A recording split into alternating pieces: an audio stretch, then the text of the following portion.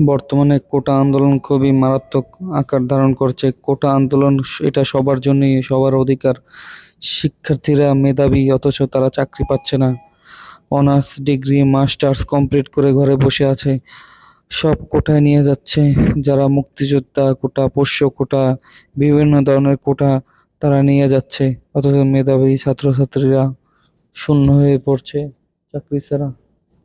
তাই আমাদের সবার গার্জিয়ান সহ এগিয়ে আসতে হবে এবং এই কোটার বিরুদ্ধে রুখে দাঁড়াতে হবে। আমরা কি রাজাকার? মাননীয় প্রধানমন্ত্রী এসব কথা কেন বলছে? আমি তাকে যথেষ্ট ভালোবাসি, কিন্তু তিনি যেভাবে আজকাল আচরণ করছে, তার ব্যবহারে অনেক জনপ্রিয়তা কমে কমে যাবে এবং তাতে বিরোধী দল খুবই সুযোগ নেবে। তাই ওনার দরকার এখন কথাবার্তা সংযত করে বলা, যাতে মানুষ এবং শিক্ষার্থীরা তাকে অনেক ভালোবাসে। কে যদি পুলিশ বাহিনী বা ছাত্রলীগের কোনো ভাই, বন্ধু বা আত্মীয়-স্বজন তাদেরকে যদি এই রক্তাক্ত অবস্থায় দেখতো, তাহলে তাদেরও খুব খারাপ লাগতো। কারণ এই কোটা আন্দোলন কোনো রাজনৈতিক খেলা না, এটা শিক্ষার্থীদের ফিউচার। এটা আমাদেরই ভবিষ্যৎ, আমাদের সন্তান, আমাদের ভাই-বোন, তাদেরই ভবিষ্যতের জন্য আমরা এই আন্দোলনে নামছি। তাই সবার এই কাজে এগিয়ে আসা উচিত এবং এই আন্দোলনের মাধ্যমে আমাদের সরকারকে সাহায্য করা উচিত। কারণ সরকার যদি এই আন্দোলনে আমাদের সাড়া দেয়, তাহলেই আমরা সফল। ওই সামনের ভাইটার কোনো গাড়ি চালানো আমার সুবিধা মনে হচ্ছে না, কারণ ইন্ডিকেটর দেয় না, কোন দিক কোন সময় বাঁক নেয় তাও বুঝতে পারছি না। দেখতেছি, আরে ভাই, আরে এ, আপনার ইন্ডিকেটর কই? আপনি এটা কি করলেন? আরে ভাই, আপনি এদিক যাবেন, আপনি ইন্ডিকেটর দিবেন না? হুট করে কি ঘুরে দিবেন? আপনি বারবার লেন চেঞ্জ করতেছেন।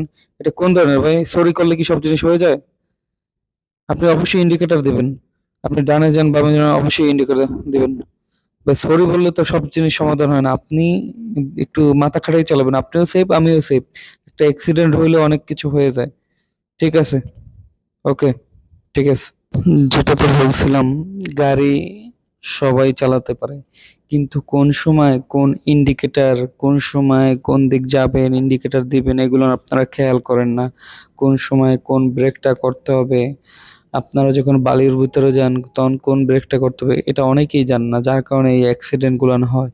এবং বেশিরভাগ বাইক চালাতে গেলে তাড়াহুড়ো করে, খুব তাড়াহুড়োর কারণে অনেক অ্যাক্সিডেন্ট হয়। যারা আমার মতো চাকরির পাশাপাশি এই রাইড শেয়ারিং জবটা বেছে নিছেন, বা যারা কন্টিনিউ জব শেয়ারিং করেন 12 ঘন্টা বা 8 ঘন্টা, তাদের জীবন খুবই রিস্কের। কারণ রিস্ক হলো এক রাস্তায়, তাদের জীবন সবসময়, জানি না কোন সময় কোন কি সমস্যা হয়ে যায় তা তো আর বলা যায় না। এই যে আমরা রাস্তায় চলি, এই যে দেখেন প্রাইভেট কারের পাশ দিয়ে গেলে তারা অনেক সময় অনেক মাইন্ড করে। হঠাৎ করে কেউ স্পিড বাড়াই দিলে প্রাইভেট কারটা হয়তো আমার চাক্কায় লাগাই দিলে আমারও ক্ষতি হবে, তারও ক্ষতি হবে। অনেকে আছে দুষ্টুমি করে আপনার লাগাই দেয়। তাই প্রাইভেট কারের সামনে দিয়া বা বাসের গলি দিয়া যাওয়ার সময় অবশ্যই হর্ন দিবেন, জোরে জোরে হর্ন দিবেন।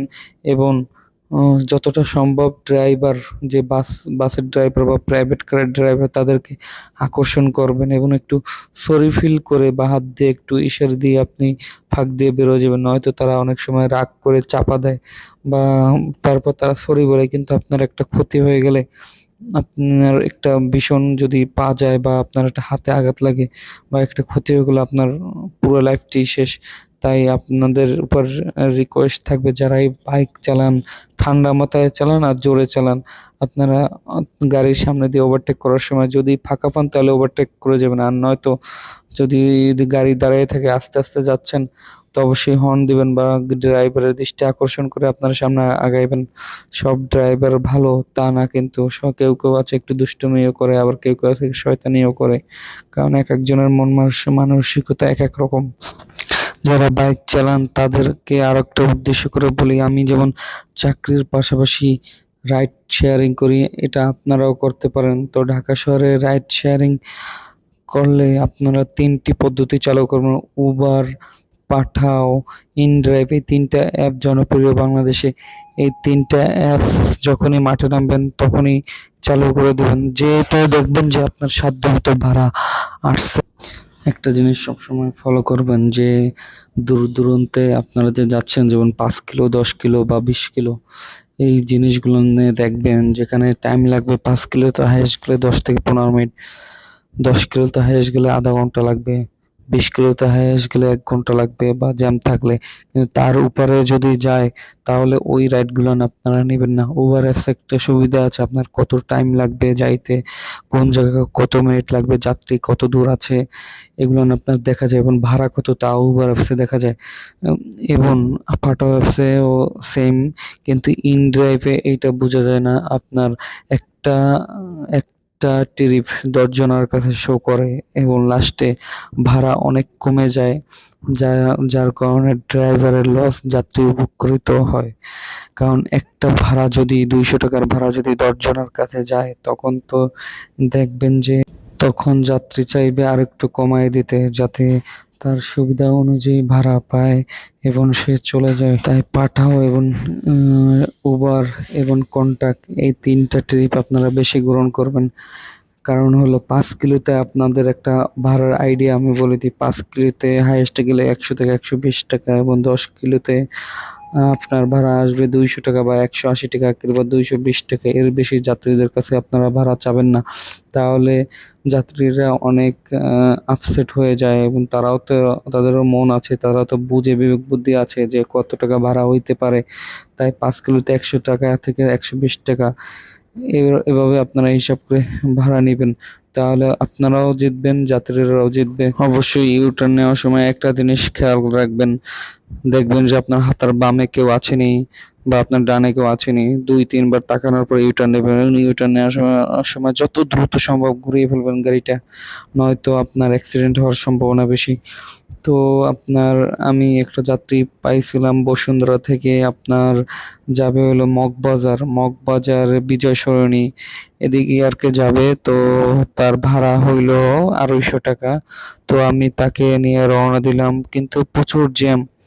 তো মগবাজারে আমি যাব, তো এখান থেকে আমি কাজটা করলাম বসুন্ধরার ভিতর দিয়ে যাত্রীকে নিয়ে সামনে আগানোর পর দেখি নতুন বাজারের দিক যেতে পৌঁছলাম, তাই ঘুরিয়ে নিয়ে, গাড়িটা ঘুরিয়ে নিয়ে আপনার নদ্দার যে লিং রোড ওর ভিতর দিয়ে গুলশানের দিক আমি চলে যাচ্ছি। কারণ মগবাজারে হাতির ঝিল হয়ে যদি যাই তেমন জ্যাম পড়ে না, বা তেজগাঁ হয়ে গেলেও জ্যাম পড়ে মাঝে মাঝে। তো আমি হাতির ঝিল হয়ে বেশিরভাগ মগবাজার যাই। আর একটা বিষয় শেয়ার করার কথা ছিল, মানুষের মধ্যে যে গিরগিটি আছে না, গিরগিটির মতো কিছু স্বভাব আছে, আপনার সাথে ভালো আচরণ করে, বা আমি আমার এক্সপিরিয়েন্স থেকে বলছি, আমি যেহেতু চাকরি করি তার পাশাপাশি আপনার রাইড শেয়ারিং করি। তো একটা কথা দেখবেন, কারো ভালো কেউ চায় না, তবে শতকরা ভালো চায় কম, খারাপ মানুষই বেশি। কারণ একজনের যদি উন্নত হয় আরেকজনে দেখবেন যে দাবাই দেওয়ার চেষ্টা করে। মানুষের সাথে অফিসিয়ালি কিছু প্রবলেম হইতেই পারে বা কাজের ক্ষেত্রে ভুল ত্রুটি থাকতেই পারে, তাই বলে তার যে ব্যক্তির যোগ্য বা যোগ্যতা আছে তাকে যদি সেই পার্সোনালি অন্য একটা কারণে আক্রমণ করে তাকে যদি প্রমোশন না দেওয়া হয়, সেটা খুবই খারাপ। মানুষ এরকম কেন কেন করে, কি করে যে তারা লাভবান হয় তা আমিও জানি না, তারাই ভালো জানে। পার্সোনাল শত্রুতা, দুশ্মন খুবই খারাপ। যেমন এক দেশি মানুষ আরেক দেশি মানুষরে কোনো শত্রুতা ছাড়াও দেখতে পারে না, এটাই স্বাভাবিক। কারণ তারা মনে করে যে একজনে তাদের দেশের মানুষ শত্রুতা করছে, তো আরেকজন পিছনে ভাবে যে সেও মনে হয় এই একই কোয়ালিটির। এগুলো ভাবা ঠিক না।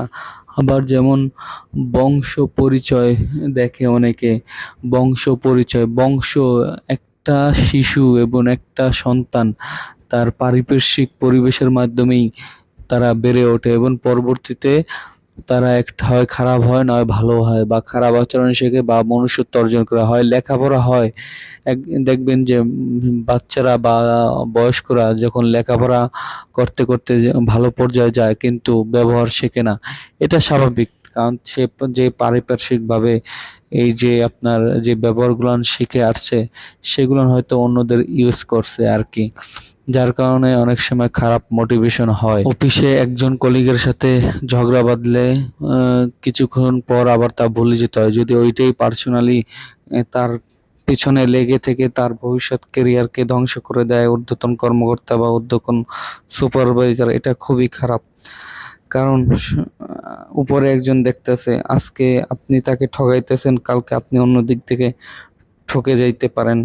সো কারোর সাথে খারাপ আচরণ এবং কারো সাথে খারাপ ব্যবহার করা উচিত না আপনার। আপনার মন মানসিকতা আপনি চেঞ্জ করেন, তাহলেই দেখবেন যে আপনি সফলভাবে সব জায়গা এগিয়ে যাইতে পারবেন। আর একটা জিনিস, বাচ্চাদের বা বয়স্কদের, যারাই যাই বলে না কেন, পিতামাতা, কোনো পিতামাতা আসলে তাদেরকে খারাপ শিক্ষা দেয় না। তারা আসলে পারিপার্শ্বিক পরিবেশের কারণে খারাপ আচরণ করে বা খারাপ আচরণ করতে বাধ্য হয়। সবাই ভালো কিছু করার চেষ্টা করে, এইটা মনে রাখবেন। মন থেকে আপনি একে অন্যের সহযোগিতা করুন। আজকে আপনি একজনের সহযোগিতা করবেন, কালকে আল্লাহ কোনো না কোনোভাবে আপনার সহযোগিতায় হাত বাড়িয়ে দেবে। আপনি কোনো জায়গায় আজকে বিপদে আরেকজনকে হেল্প করছেন, আপনি কোনো বিপদে আরেকজনের মাধ্যমে সাহায্য পাবেন। এটাই স্বাভাবিক। আমি একটা উদাহরণ দিই।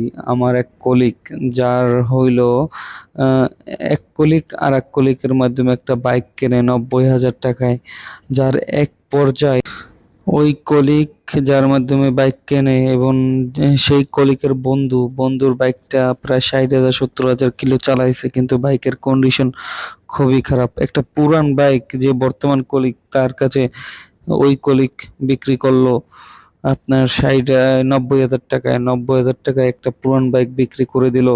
পরবর্তীতে তার যখন বিদেশে যাওয়া